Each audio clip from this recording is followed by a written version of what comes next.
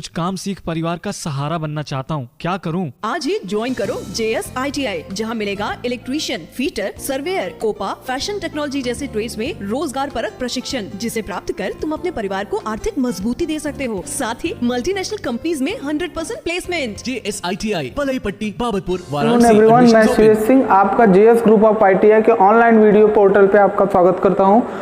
आज जो workshop calculation की क्लास चलने वाली है वो आप जानते हो फीटर और इलेक्ट्रीशियन दोनों के लिए कॉमन होता है, फर्स्ट ईयर का, है ना।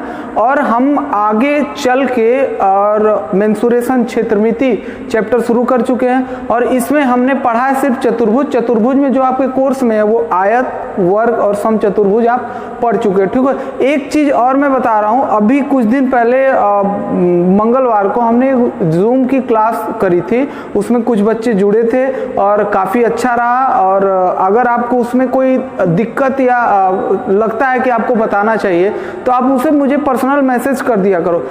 प्लस ये भी है कि यहाँ पे जो बताया जा रहा है उसके बाद जस्ट बाद आपको एक PDF भेजा जाएगा, है ना, तो उसे आप जरूर हल करिए। और जो प्रॉब्लम आ रही है, मैं सिर्फ इसलिए ये चीज़ें बार बार कह रहा हूँ कि अभी पूछ लोगे आपके लिए फ़ायदेमंद हो जाएगा।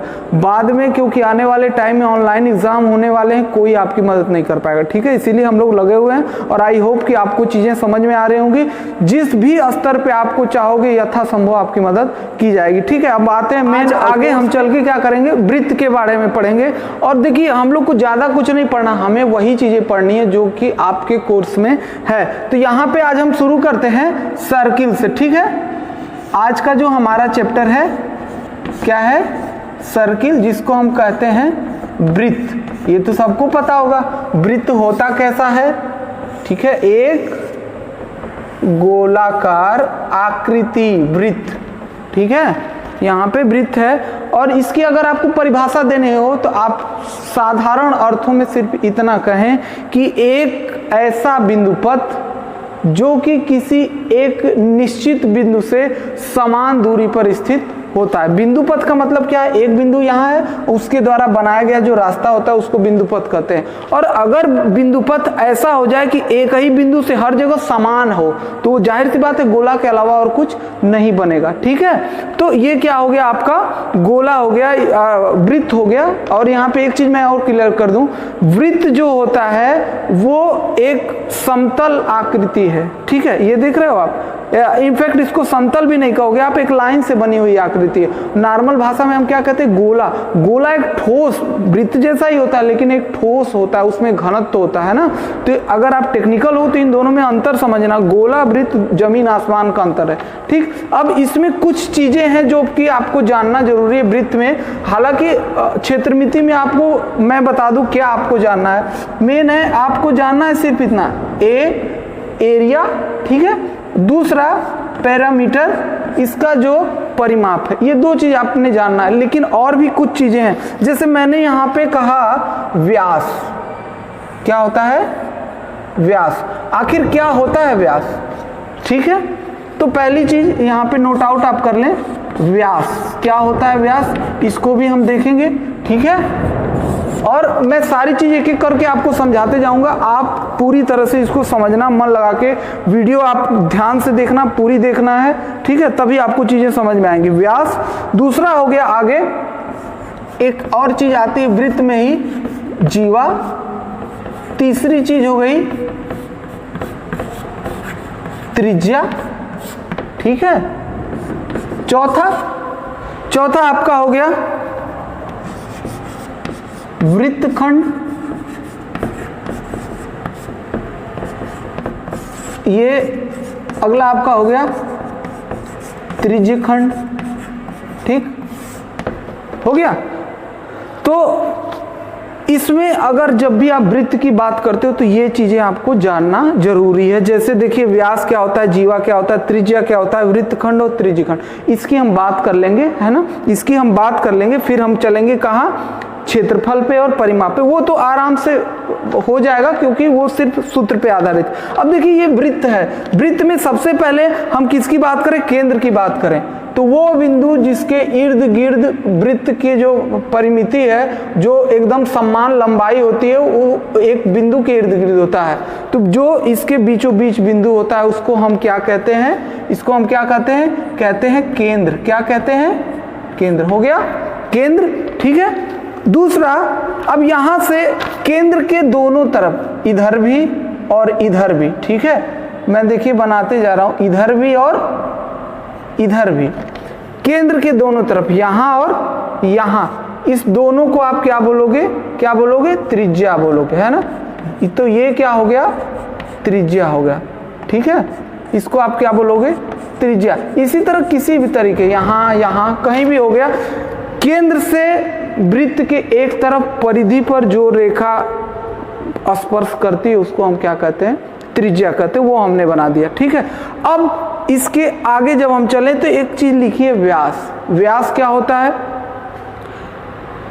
एक बिंदु से दूसरे बिंदु तक, किस पे, वृत्त की परिधि पर, वृत्त की परिधि पर एक बिंदु से दूसरे बिंदु को स्पर्श करने वाली जो रेखा होती है, और जो जाना कैसे चाहिए, केंद्र से होकर जाना चाहिए। ये आप ध्यान रखना, क्योंकि व्यास जो होता है वो भी एक जीवा की तरह ही होता है, लेकिन ये दो बिंदुओं को टच तो करता है, लेकिन किससे होकर जाता है, केंद्र से होकर जाता है। और व्यास जो होता है वो त्रिज्या क्या, दुगुना होता है ना। तो मैं अगर इसको ऐसे दिखाऊं, आप समझ रहे हो ना, यहां से ये और यहां से ये जो है ये क्या कहलाएगा, व्यास है। ये कोई बड़ी चीज नहीं है, आप शुरू से पढ़ते आ रहे हो। चूंकि यहाँ वृत्त की बात हुई है तो मैं एक एक चीज चाहता हूं कि क्लियर रहे, ताकि आपको शब्दावली को लेके कोई दिक्कत ना हो, ठीक है। हमने क्या क्या कवर अप किया, व्यास किया, त्रिज्या किया। जीवा क्या होती है, वृत्त की परिधि के किन्हीं दो बिंदुओं को मिलाने वाली रेखा क्या होती है, जीवा होती है, लेकिन वो केंद्र से होकर नहीं जाती है। तो इसको मान लिया हमने A और इसको हमने मान लिया B, तो ये क्या हो जाएगी, जीवा हो जाएगी। क्या हो जाएगी, जीवा। इसी तरह कहीं भी आप खींच सकते हो, है ना, ये क्या हो जाएगी, जीवा हो जाएगी। और बाकी कहीं भी आप खींच सकते हो, उसमें कोई प्रॉब्लम नहीं है, ठीक है। अपन को एक एक करके समझते जाना है। त्रिज्या हो गई, जीवा हो गई, व्यास हो गया। वृत्तखंड क्या होता है, वृत्तखंड त्रिज्यखंड दोनों में खंड लगा हुआ है ना, वृत्तखंड और त्रिज्यखंड। तो हम समझ लेते हैं इसको, थोड़ा सा यहाँ पे समझ लेते हैं। आप जैसे देखो, इस चीज को आप क्या कहोगे, ध्यान से समझना।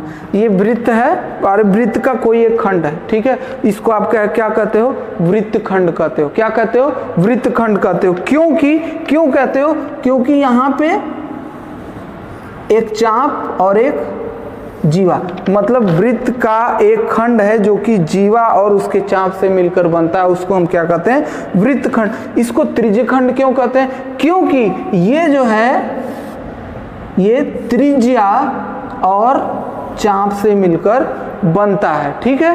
ये भी वृत्त का एक खंड है, लेकिन यहाँ पर क्या है, ये एक केंद्र हो जाएगा। क्या है, वृत्त का केंद्र। अगर मैं यहाँ पे समझाऊं तो अब देखो आप, ये वाला एरिया देखो, यहाँ समझ लेना, ये वाला एरिया मैं नाम भी लिख दे रहा हूँ, यहाँ पे मैंने बना भी दिया, ठीक है।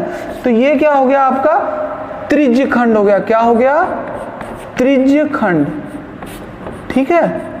अब वृत्तखंड की बात करें, मैंने कहा ऐसा, तो अब ये देखो इसमें कहाँ है, अगर हम इसको ऐसे कर दें, ये वाला एरिया, ये क्या हो जाएगा, इसको हम क्या बोलेंगे, वृत्तखंड, ठीक है। इसमें एक नाम मैंने अभी लिया, चाप। क्या लिया, चाप। चाप होता क्या है, इसकी परिधि में कोई भी एक टुकड़ा उठा के आपने काट लिया, जैसे यहां से लेके यहां तक, तो ये क्या होगा, ये क्या कहलाएगा, चाप कहलाएगा। क्या कहलाएगा, चाप कहलाएगा। क्लियर है। ये सब जानना इसलिए जरूरी है क्योंकि आप वृत्त की क्लास कर रहे हो और ये सब टॉपिक हैं वृत्त के या सर्किल के। अब इसके क्षेत्रफल पर आते हैं। क्षेत्रफल होता है पाई आर का स्क्वायर, ठीक है, और परिमाप होता है 2 पाई आर।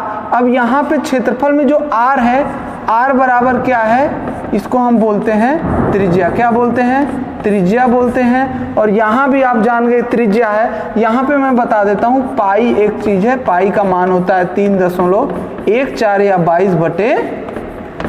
ठीक है, आपको यहाँ पे फिलहाल इतना जानना पर्याप्त है कि पाई का मान 3.14 या 22/7 होता है। साथ में यहाँ पे r बराबर त्रिज्या हो गया।